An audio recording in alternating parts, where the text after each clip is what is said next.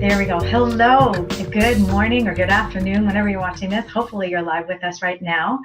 I'm Clare Kumar, Productivity Catalyst, really focused on right now helping people work from home better. And I'm beyond excited to have author, speaker, business coach, Jeffrey Shaw joining us today. Welcome, Jeffrey. Hey, Claire, I'm thrilled to be here with you, as always. Yeah, it's wonderful to connect. Actually, we got to spend time together in Miami in February, which was just before things kind of turned sideways. And so, what a treat that was! Seeing you in your home, beautiful place to work from and live in Miami. I'm thrilled to have you, especially as a guest today, because you've got such insights as a coach. So someone who's gone through coach training, you effervesce this different way of looking at things. And so I'm really looking forward in a conversation today to understand some of what you've come to into really good practices, especially as a creative person working from home. I support a lot of different kinds of people, and often creatives have the toughest time being able to focus and be really organized. There's sort of a dance between an embracing of structure and a resistance to structure. So I love that you are bringing a creativity and a creative background to what you do, and I'd love to start there. But I did have a question off the top, which I thought might be interesting for people to hear, especially now. I'm really interested in what you are looking forward to most when we get on the other side of this pandemic. I guess that for one, I'm not looking at it as another side. Okay. What I've been saying a lot lately, this is kind of my third rodeo. I was living in New York during 9/11, the Great Recession.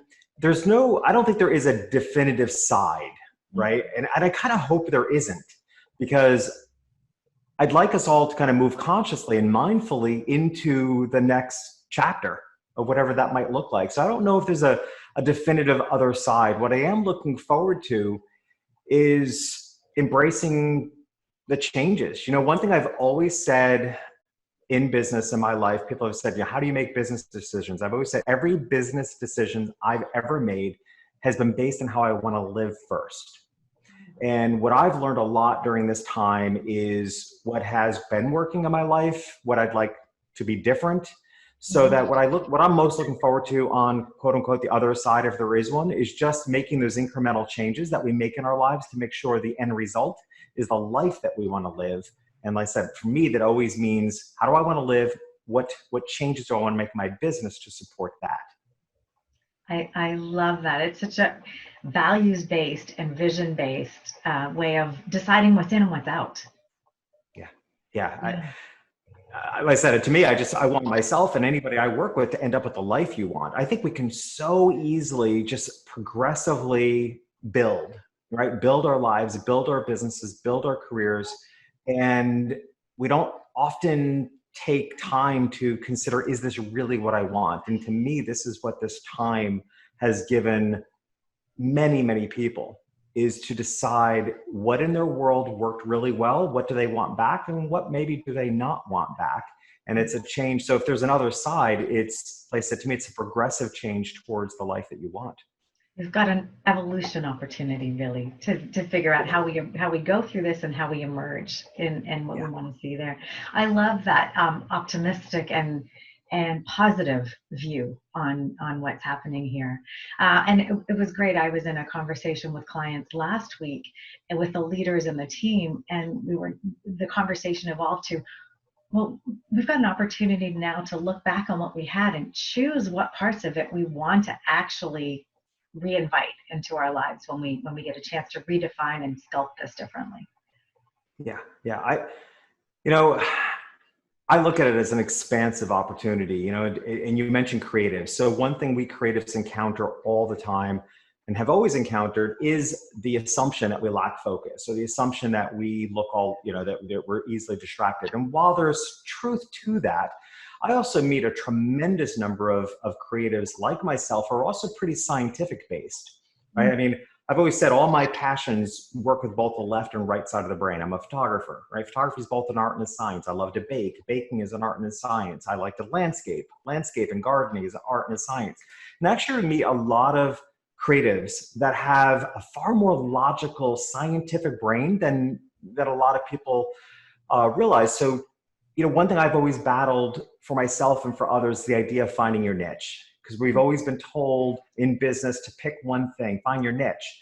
And I'm not going to argue that if having a niche isn't, especially in the beginning, right? You need to be known for something, but I look at niche differently. I look for the opportunity to be known for my area of expertise, for which there are likely multiple audiences and likely multiple mediums in which I can express that. Mm-hmm. So I think what we're seeing now in this time of crisis is an opportunity. I think there's an expansion possibility here, because you and I are both speakers, for example, not just one industry, which is going to expand into not just live events, but also remote events and hybrid events.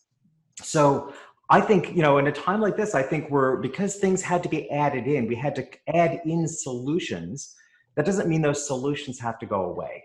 And I think what you end up with is more opportunities, more choices, more ways that people can express themselves. So I actually think, there's this weird paradox between constriction and expansion. And I think, while it may seem this lockdown that we've been constricted, I actually think it has expanded more opportunities and more ways to do things. Love that. Absolutely. It's as I reflect on the past few weeks, I've launched my first online course, which means I dove into some new technology and software and understood how that worked. I pushed myself into creating new video content. And just over the past few days, I've learned a little bit of video editing. And those are all things I think I had a little bit of a block to before. And so it's interesting. There are new opportunities to grow and to learn, and to stay open to those is a really powerful way to look at it. So yeah. 100%. I think an example of that is, and to be honest with you, Claire, I think in a lot of ways, this is where changes were coming anyway, right? I don't think we can deny the speaking industry was already battling some of the thoughts of where it was going to go, or any other industry. So I interviewed on my podcast a guest, an author, a couple of weeks ago, but he's also a professor at a college.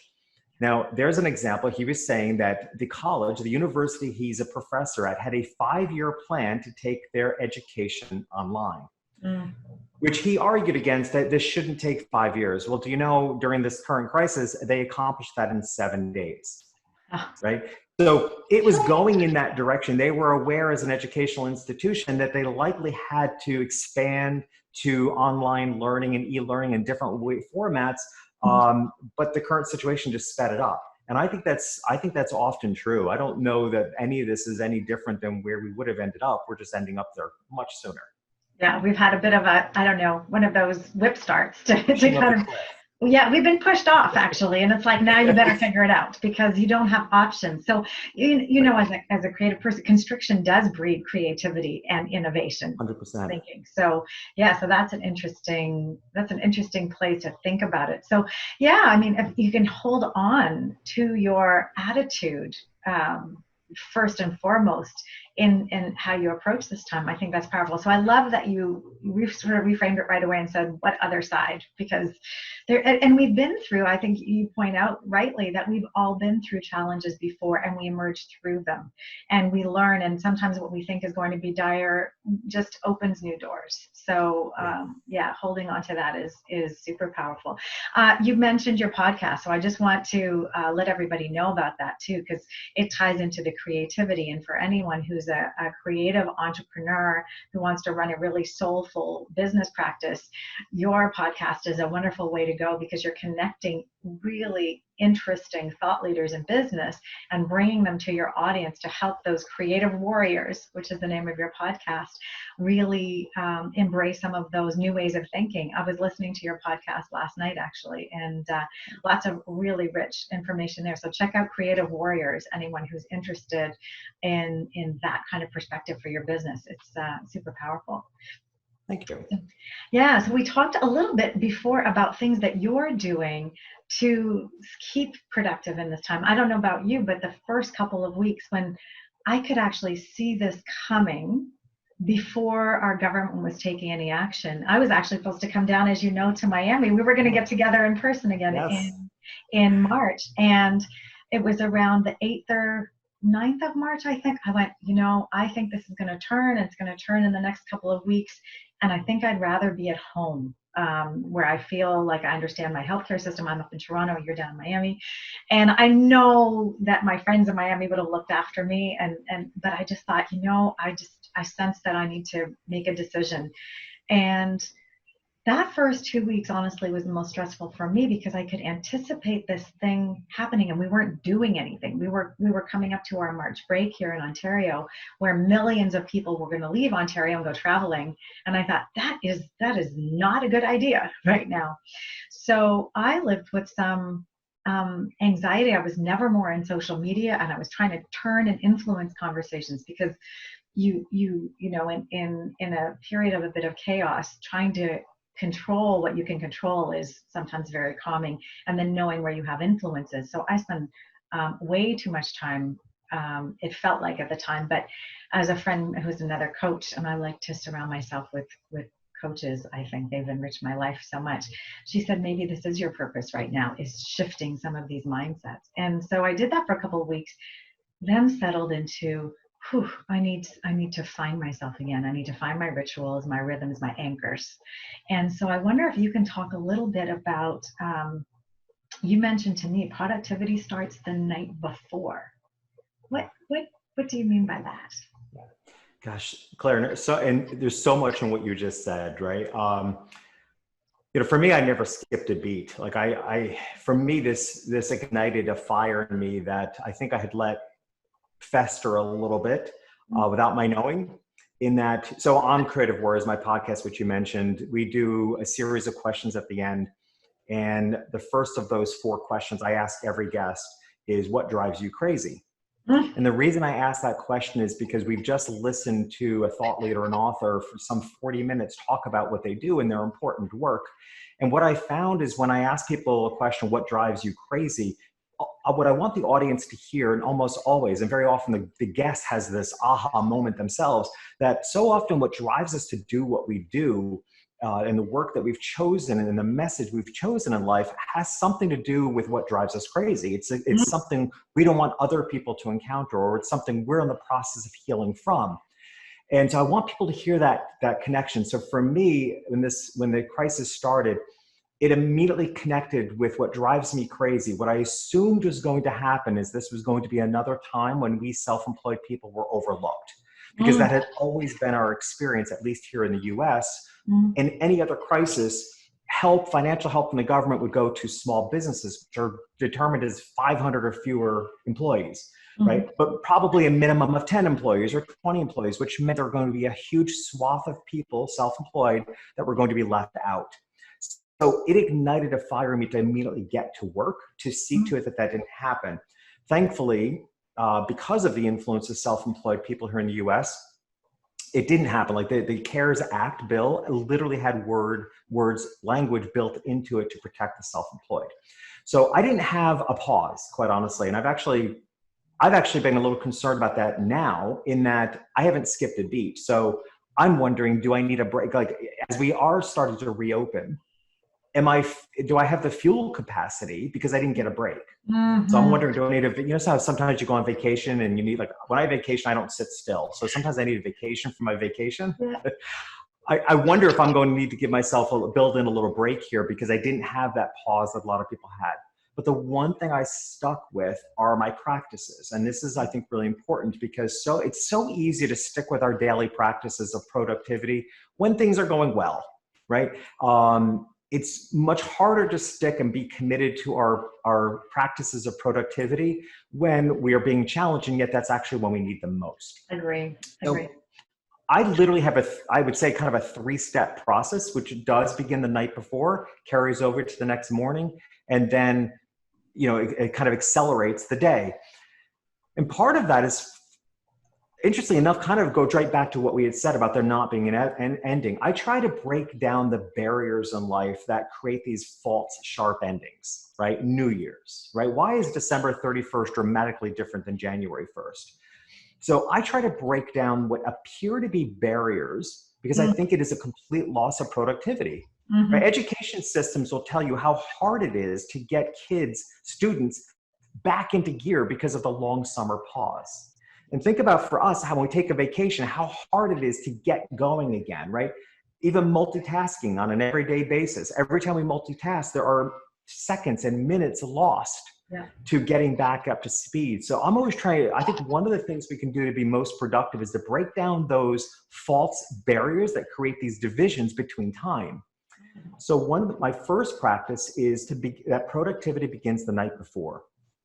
So before I lay my head down on the pillow, literally sitting on the edge of my bed, I think it's what I like to do and I suggest to others is kind of prepare yourself for the next day. Now, this is with a very soft touch because the last thing you want to do is create anxiety that's going to keep you from sleep, which between you and I, Claire, is never my problem. I sleep like I'm in a coma, regardless of what's going on in life. So I don't have that issue, but I'm very sensitive to the fact that a lot of people do.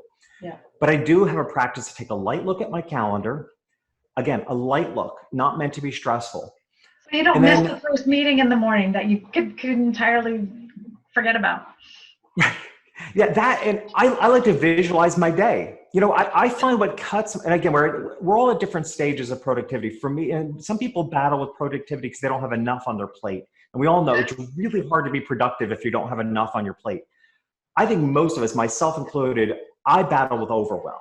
I can easily get overwhelmed by what's on my plate. And that is one of my biggest challenges of productivity is because if I get overwhelmed, I just want to shut down. So by beginning productivity the night before, I take a light look at my calendar and I believe I can handle it. And that's the turning point, right? I look at it and say, I got this. And then I will visualize the completion of my day, sort of like a downhill skier visualizes themselves going down a slope.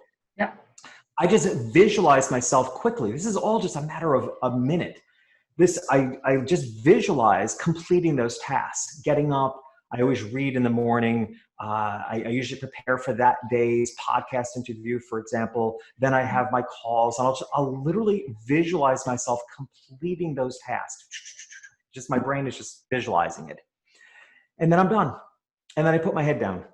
And there's a couple of reasons. So again, I should preface saying that all my ideas about productivity, to me, I like tangible results.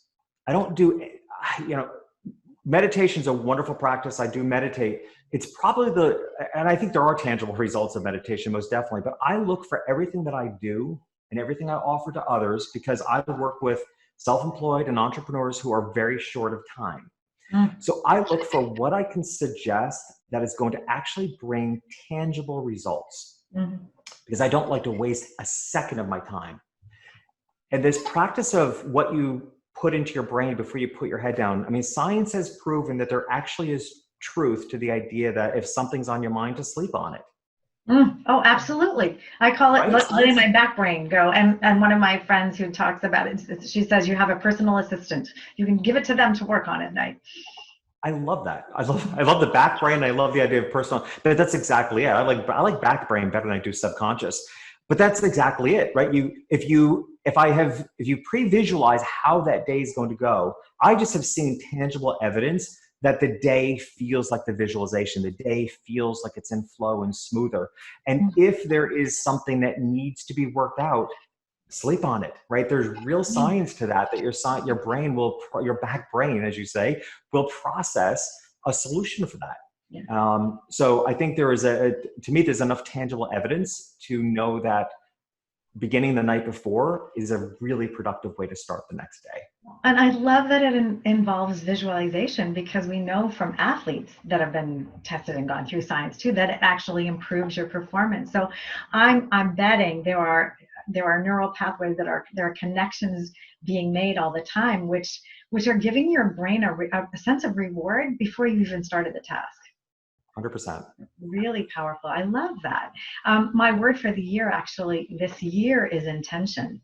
And it's so because, like you, I like positive outcomes. I like to have something that happens, some kind of effect, whether it be I'm more relaxed at the end of taking time to breathe or move or whatever it is. It's not necessarily about getting something physically done and having something to show for it, but it could be a state that I want to achieve.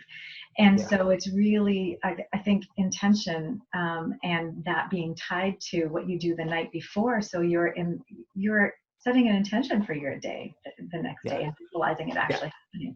And I will say that on the scale of tangibility, if there was such a thing, I mean, I probably lean towards actual tangible results probably more than state of mind. Like having a better state of mind is important. But I have to say, this is where, you know, as an entrepreneur, I'm maybe a little on the more on the aggressive side. Like when I say I want tangible results, like I want it to result in sales, right? You know, I mean, I will admit that I like very tangible results. Otherwise, what I know about myself is I don't stick with it. If it's too much of a soft result, it becomes too much of a nice to have, which means I'm not going to stick with it in the toughest of times. I find for me, when I lean towards a really tangible result, which often can come from the soft transition of how you rewire the brain. And we'll get into this when we get into the third of the three things I'm going to talk about. The What's Going Right journal, I think, is probably the best example of how something I've shifted. But for me, if I see really tangible results, I know I'm far more likely to stick with it, particularly when it's a time that's more challenging. Well, and I suppose it also depends on where your opportunity for growth is. So imagine you're a leader whose style is just causing people to bristle and disconnect. The tangible result for that person would be, you know what, I had really smooth interactions this week. So it depends what but as a business coach, often our challenges are around sales and profits and the growth financially of the business as well. So yeah, and to that point, I guess I kind of look at it as a triangle, right? I mean, you have to, I understand where the people that are in my world, my community, I guess I understand also where they need to end up. And the people that I'm surrounded with tend to accelerate in the soft skills. They tend to, they're so heart-centered that they're already really strong there. So I guess where I believe it can help them is showing up with practices that give them more actionable and tangible results, because probably the area in their life that they could use a little more balance in. So I guess I show up as a leader based on what I believe, how I can serve my audience best. Yeah, and who you're attracting. So that's amazing. Yeah, thank you. Oh, I love it. So it's so rich. So from the night before then, you sleep well, which is kudos to you, especially in a trying time. There's a lot of people whose sleep might be disrupted now, and it could be the stress actually just triggering our adrenals and the hormones keeping us up. So all of practices to calm before bed and not carry the worry is that could be a great step to getting a good night's sleep. So what happens for you in the morning then when you wake up? So gosh, Claire, this is crazy. And it's funny. And actually what's going on now for a lot of people, I think is the perfect example. Somebody I know just recently posted a very similar situation on Facebook. So, what I've discovered is that I haven't discovered on my own, but for me, there's a sweet spot in the morning when you're coming out of your sleep and you're not fully conscious. I'll tell you how I discovered the power of this through a rather unfortunate circumstances. But again, that's what makes it relatable to today. When I was 20, my father died suddenly, day of my wedding. That's a whole other story, but it was a traumatic mental experience. And as for many people are going through difficult times now, what I found at 20 years old, what I observed is that there was a brief moment of time, very brief moment of time when I was waking up in the morning and I still felt like the carefree 20-year-old. And then I remembered what happened. Yeah. Right. But what I realized, there was this power in the pause of consciousness. There was a moment in the morning where my brain hadn't yet registered what I knew to be the reality of life.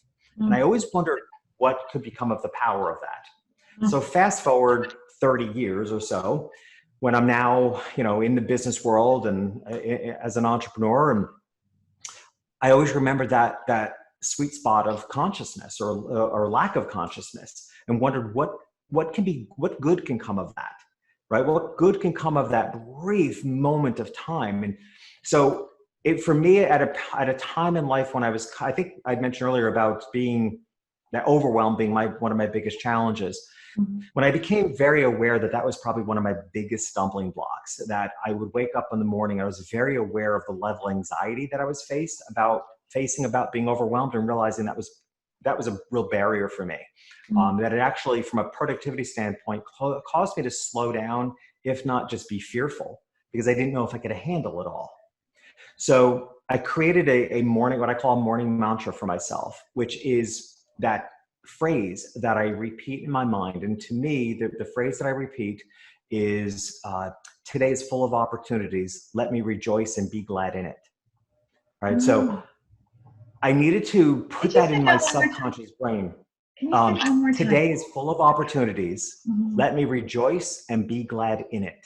Mm. Okay. Thank you. Because I needed to see what I was fearful of, the overwhelm, as opportunities. And I realized also I needed to have more joy and rejoice in what was in front of me. I was also raised Catholic, and there's a very similar phrase in the Bible. And I just put my own little spin on it as to how I could apply it in today's business. So it was a matter of practicing that phrase, the first thought in the morning, just putting that phrase, that mantra, that morning mantra in my brain. And then eventually it becomes a practice that my brain just sort of took up. When I'm coming out of sleep, it's there. It's a thought that's already there.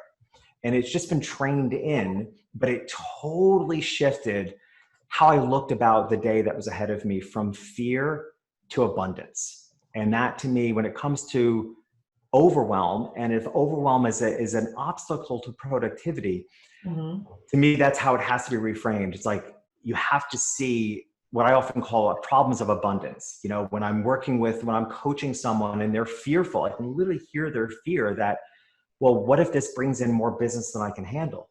It's amazing how many people, they want more business, but then they'll immediately follow it up with saying, well, I don't know if I can handle it all. Right? And it's like, well, that's a problem of abundance. And abundance always gives you choice. So if Mhm. it's a problem of abundance always gives you choice. So you could decide who are the clients that are ideal clients, who aren't. But you'll have choice if you have abundance. It's really hard to have choice when you're in a position of scarcity. This brings So me up a movie that I watched last week on Alexander McQueen. I don't know if you know his, right? 40 years no. old.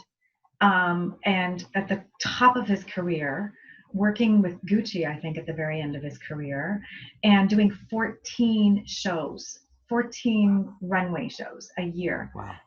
A problem of abundance and a problem of responsibility, of all this weight on my shoulders. I'm responsible for all these people, and an inability to see how to get off in a way that his life could have continued. Yeah. And so, yeah, really poignant. That like I said, I'm keenly aware that overwhelm is my biggest obstacle because overwhelm creates fear, and then fear becomes my biggest obstacle to being productive. And like I said, I'm more likely to throw my hands up in the air and say I can't handle it all. So that's knowing that's my fear. So the morning mantra for me has been a way of, again, it's a tangible result. It literally has rewired my brain so I can wake up in more joy. I can find the joy and rejoice in the overwhelm when I see it as abundance. And actually, again, today is full of opportunities. Like, it's seeing it too, which then folds into the next practice of seeing it, which is my What's Going Right journal, which I'm sure you want to talk about also. I do. I want to get to that, but I want to just ask a curious question here. How long did it take for you to take this intention of, I'm gonna step into this mantra first thing in the morning? How long do you think it took before you didn't have to think that's what you wanted to do? It was just in your head. What do you think that was like for you?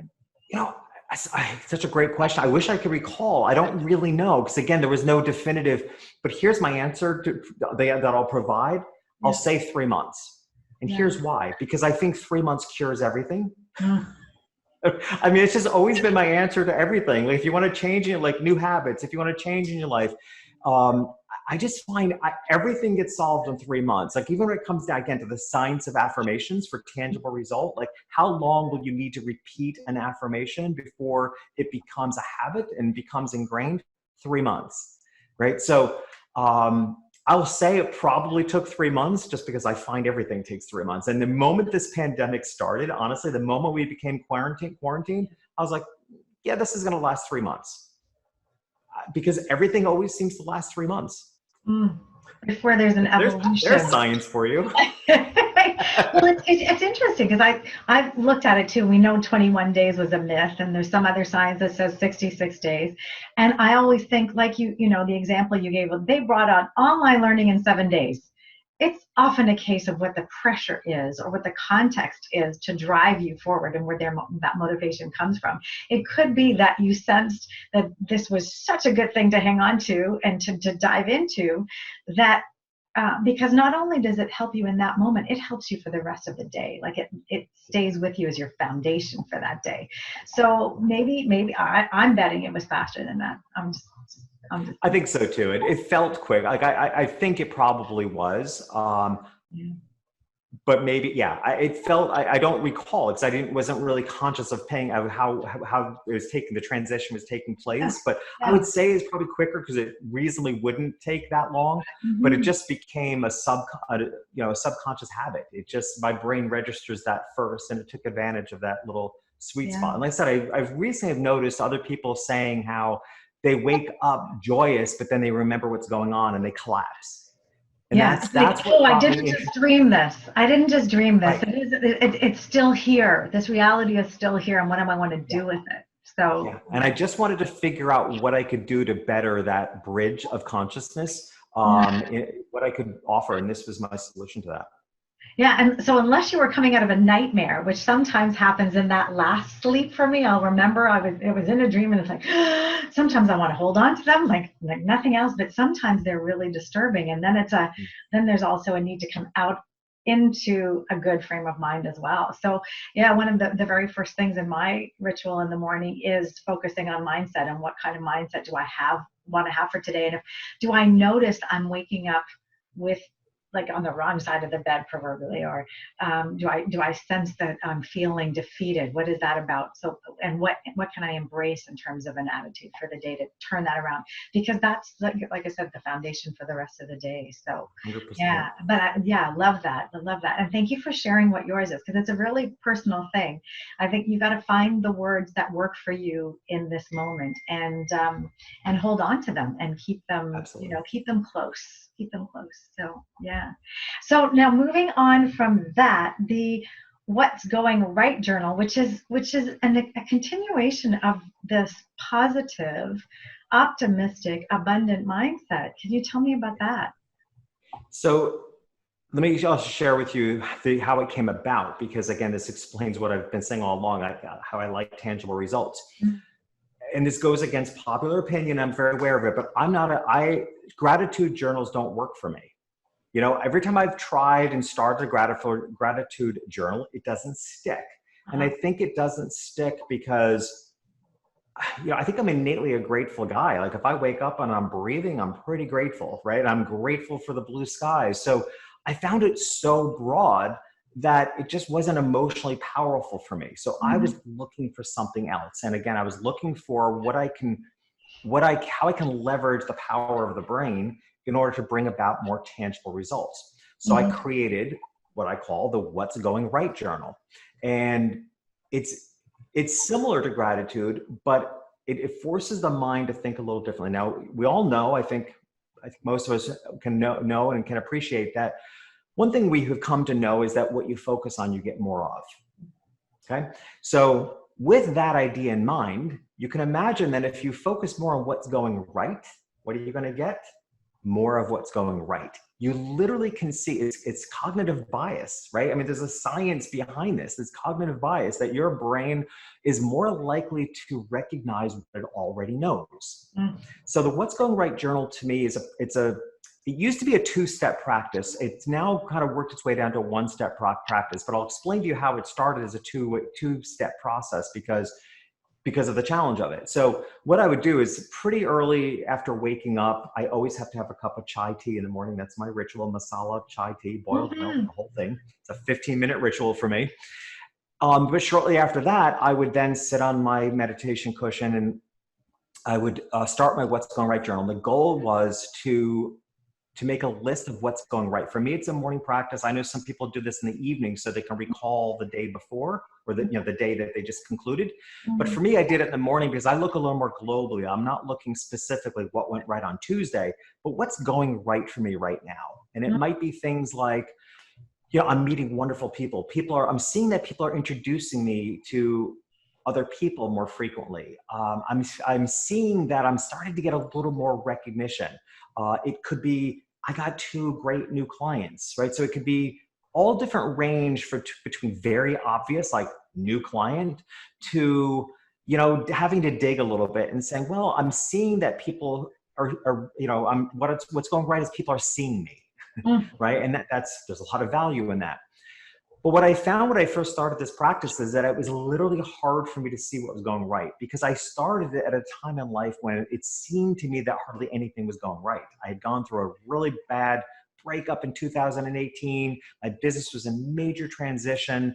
Having been a photographer for 35 years, I pretty much all but threw that under the bus to do the work I'm doing now. So suddenly my financial picture looked very different. So that's why I was looking for something. I was looking for something that was going to change my orientation, how I saw the world.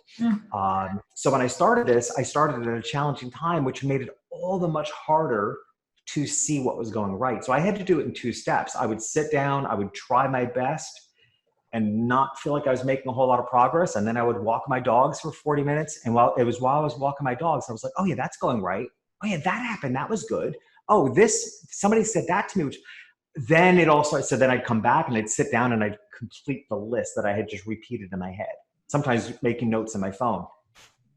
Now I feel like I've gotten skilled enough that I can call upon it, right? But here's what I love about the What's Going Right journal is that it is, again, working with science, that you will recognize more of what you know. The more you can see what's going right, the more you will spend your day seeing what's right. It literally rewires our inherent need for survival as humans. We are innately negative people, not negative-minded people. I mean, that's science. It's not, You've got a negative bias we have to continually invite to step aside. Yeah, we just still, our brains are wired for survival, which is why, as cliche as it is, it's why we can hear 9 compliments, 1 constructive criticism. And the only thing we'll remember is the constructive criticism, because our brains are wired for that threat. And the threat to us today, it may not be lions and tigers and bears outside of our cave, but the threats today are to our self-esteem, to our sense of comparison, to our position in the world, which I think I'd rather face lions and tigers than bears, quite honestly. We do have the virus that's a threat. We do have the virus.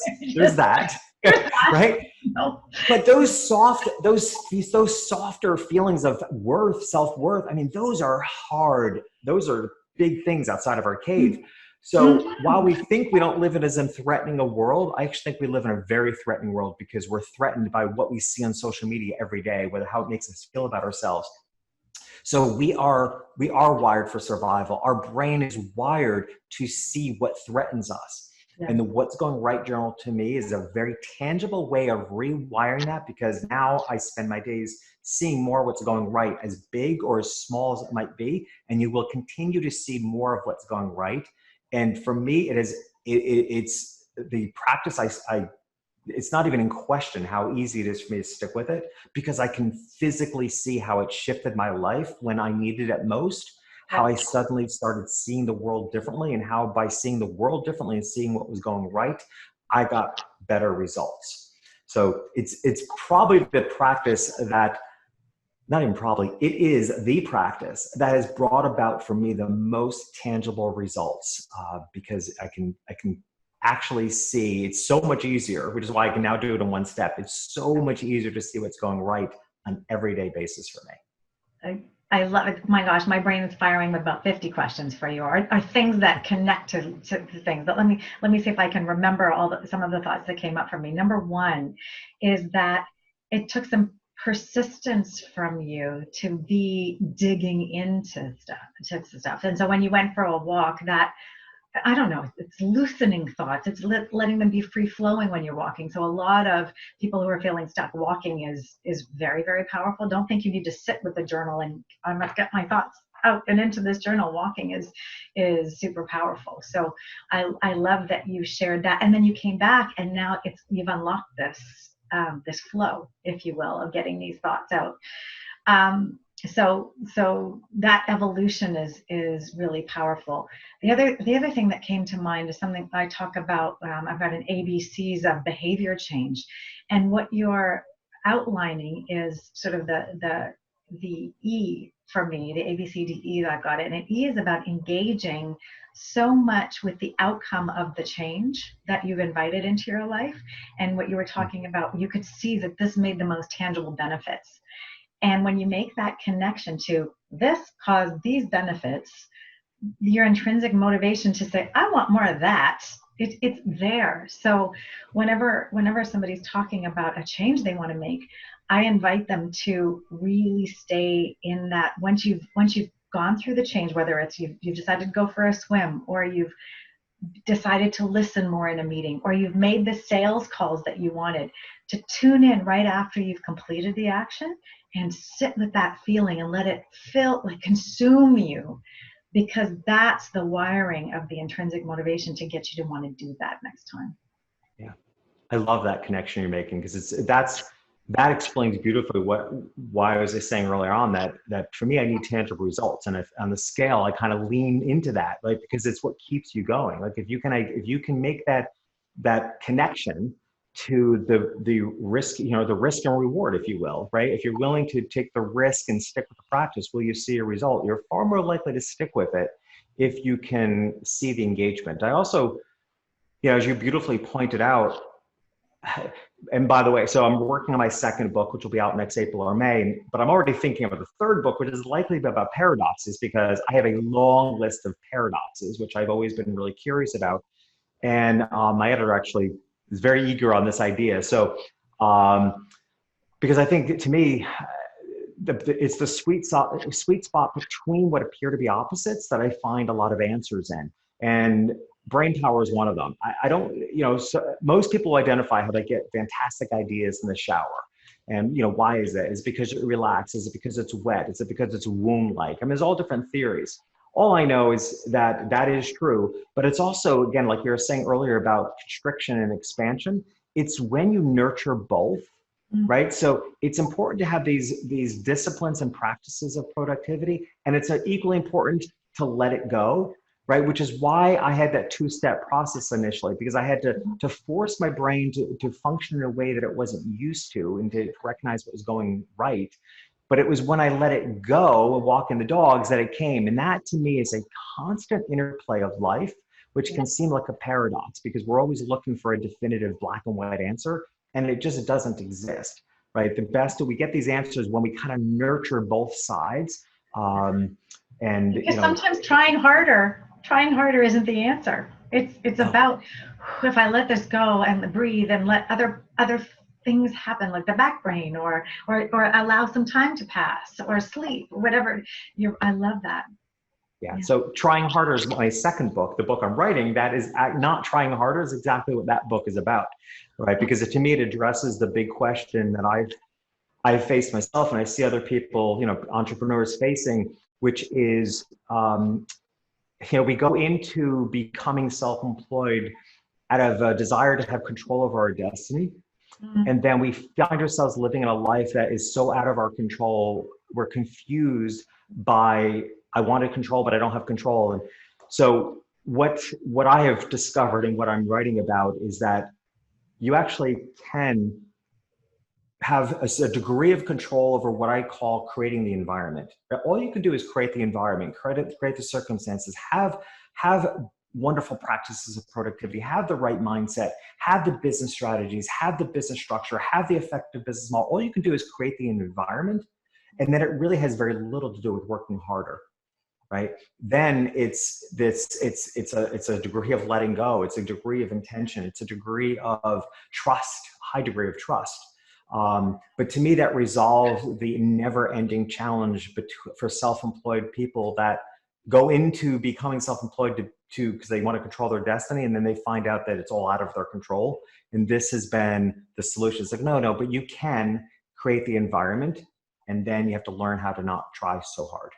a very tough balance. Interesting. Yeah. Because I think I went into entrepreneurship to, I suppose it was a sense of controlling my destiny. I've never liked confines of this is what your salary is going to be. I'm like, well, but more so it was you need to be here every day. You need to take the same route with the same people and show up in this exact same spot. That to me was too confining. So I needed a lot of room. But now what's the environment and what can I invite from this safe, strong foundation, which my whole mantra is or vision for my life and work is helping people create sustainable performance. And that means their environment that they're in is something that doesn't deplete them. It's a never-ending source of replenishing your energy so that you can continue to give and therefore you continue to receive. So it's a cycle of reciprocity and ultimately fulfillment. That's what I'm jazzed about. So what I'm loving about our conversation is all of these creative and insightful ways that you can bring positivity and optimism to your life and fortify that foundation from which you operate. Now, there's one other concept I really wanted to talk to you about, which is this concept of creating inward flow. And that sounded fascinating to me. Can you explain what you mean by that? Sure. So it actually has to do with everything we've talked about. To me, it's the tangible result, right? I want to see tangible results. So again, the What's Going Right journal creates inward flow because there is a tangible result of, in many cases, more business, right? I mean, I literally can point to the fact that it has enriched my business because I have chosen to see what's going right. So that's what I mean by creating inward flow. Peace. This is like it's right. The flow is this goodness coming to me. I'm bringing goodness to me, but I'm creating it. So it's an active thing. Correct. In the same way, so, I'll add I know you asked me for 3 productivity tips. I'll give you a 4th as a bonus, but it exemplifies this idea of creating inward flow in a way that I think people can visualize it. So one thing I speak about often, and I'm a big fan of is creating space. I think so often, especially in your work, right? We can work with busyness. And I look at so many ways in which business people take up space, right? I wrote my previous book, Lingo, about the idea of attracting ideal customers because I don't want businesses to take up space managing non-ideal customers, right? Because they're the customers that you bend over backwards for, you jump through hoops for, and they're almost always the least profitable. Right? Your ideal customers are the ones that are the easiest to work with, bring out the best in you, and coincidentally, they often are the most profitable. So why take up any space with non-ideal customers, right? I totally bust up the 80-20 rule. I do not think 80% of your income should come from 20% of your customers because that means you're wasting your time on 8 out of 10 people, right? We don't have time for that. So I like to encourage people to create space, to empty space, get rid of busyness, get rid of non-ideal customers. Because by doing so, you're creating the space for something of inward flow much better to come in. I'll give you a visual. So as a child, do you remember, we used to vacation, we used to spend our summers on a lake in the Adirondacks of New York. And I used to love taking a shovel and making a trough in the sand and then just watching for the smallest little wave come in on this lake and how it automatically is going to fill the space. That's what I look as an inward flow. The more you can strip out of your life what is taking up ridiculous space. And as you know, Claire, there's almost no division, particularly for self-employed and entrepreneurs, there's almost no division between our personal lives and our business lives. And I know countless people that are in a relationship that they're not happy in, and they're kind of like somehow imagining the right person is going to come along. I'm like, but this bozo's taking up space. Like, how can you expect, right, the person you're looking for to come along? You have to be brave enough to create the space. Sometimes it's literally creating the space in your life, but often it's creating the space inside for what you really want to come. And that's what I mean by inward flow. To me, it's all the practices, the productivity, the productivity meetings the night before, the morning mantra, the what's going right, creating space. It's all with the goal, the tangible result of seeing good things come in and not wasting my time on non-productive and not good things. I'm wondering if there's a fourth book here around productivity for you at some point. These To me, it's practices all, are- yeah, my book lingo contains a fair amount of productivity, and so will the new one, because there's, which is what's so beautiful about the work that you do. I mean, productivity is so much more important than people realize. And I think it's only going to become more important. So in this new book, I will talk a lot about what I call midlife entrepreneurs. And they are the ones that I only work with now on a one-to-one basis, because one-to-one coaching is a huge time commitment. For me, it's minimally of 6 months, usually closer to a year, because after we've been together for 6 months, they often want to continue. It's a big commitment. I'm also all in. And so I only take on a few one-to-one clients on an annual basis. And I have chosen to put my energies toward what I refer to as midlife entrepreneurs, because a couple of the characteristics that I love about them. Those of us that are in midlife, between 40, 65, 40, and 70, however broad you consider midlife, and nowadays I think you can almost consider 80 up to midlife, right? Midlife just keeps getting, the longer we live, midlife just keeps getting broader. It's not that we're old longer, midlife just gets broader. And I look at those individuals, they're almost always extremely heart-centered. They probably have been doing something for a lot of years that provides a steady paycheck, but now they're looking to be brave and bold, and they want to do something in the world that is more meaningful to them. And here's the key of what you do. They want to get to where they want to get to creating that impact quicker than at any other time in life.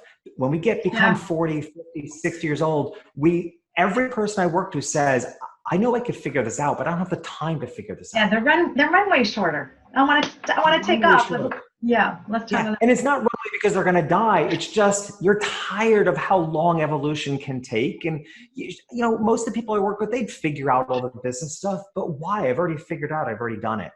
Well, so that's why. and if you've spent a lot of time figuring things out, you know how slow it is. So why not invest in leapfrogging forward? If you're serious about what you want to do, yeah.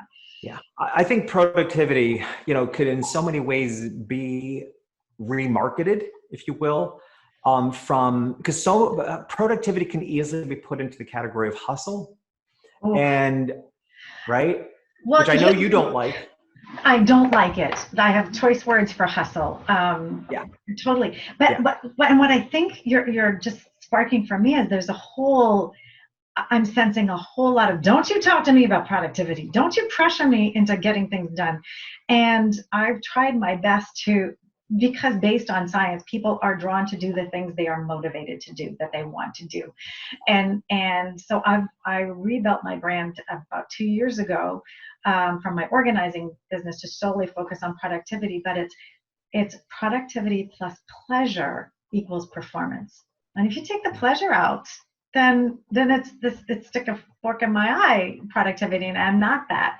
And we can't just be that, because that's not sustainable. We need to enjoy the road. We need to want to be in what we're doing. And it's not wrong to have the word pleasure in your business.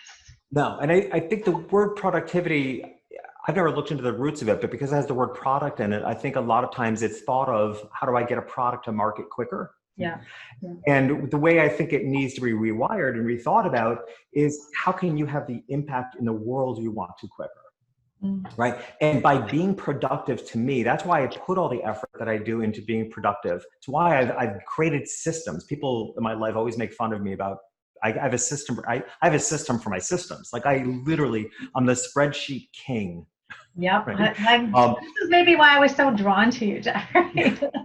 Because it's not a matter of, I'm not interested in being superhuman. I'm not interested in hustle. What I'm interested in is I want to get to where I want to go quicker. And where I want to go is to helping other people. So I don't want to dilly-dally about how long it's going to take for me to have impact. I want to get there quicker. So I embrace as all skills of productivity so that I can accomplish that quicker. So one of the things I'm loving as we began about the changes we've made, I do love speaking. But every speaking gig is 2 or 3 days of travel and right. But I think about, why am I doing this? Because I can reach people. Yeah. Right? Think about the volume of people that can be reached. So I think there's a place for both. I don't think one's eliminating the other. It's just expansive. But when I think of productivity, I'm like, how can I get my point, how can I get my message out there quicker? And that to me is how we need to rethink about productivity. It's not how quickly you get a product to market. It's not how much you hustle. It's not about how quick you can get something done. It's in the time that you have, how can you maximize your ability to impact the most number of people? And I look at it as this long game. How can you sustain your performance? That to me is the really end goal. Is I want sustainable performance so you can keep giving, because as you've said, 1 book, 2 books, 3 books, maybe, who knows? And you've got so many gifts. So how do you keep yourself up so that you can keep sharing all this wisdom with the world? Yeah. Wow. What a rich conversation, Jeffrey. I am so grateful for you for sharing this time with me. I want to be able to just let people know where they can find you. Number one, your book that's already out is Lingo. Do you have a title for your next book coming April next year? I don't. Okay, that's all right. Untitled. Okay, but we'll keep an eye out for that. To stay in touch with you and what you're doing, jeffreyshaw.com. Right? And I'll add the captions in the video. And also listening to Creative Warriors. If you're an entrepreneur and you're looking for business with soul, insightful, creative tips to really help you connect to these practical ways to get sustainable results. Right? That's the place to go. Man, I could talk to you for hours. We're just coming to the end of an hour, and it has flown by for me. I've loved everything that you've shared, the creating inward flow, productivity starts the night before, the morning mantra, and the what's going right journal. So I'd love to hear from folks. Reach out to us on social media. You can find me at Clare Kumar, and Jeffrey Shaw you can find as well on social media. So reach out to us with comments. Let us know if this resonated with you. We'd love to hear about your practices and what you take away and what keeps you sustainably productive. Thanks again for joining me, Beth. It was fantastic speaking with you. Thank you as always.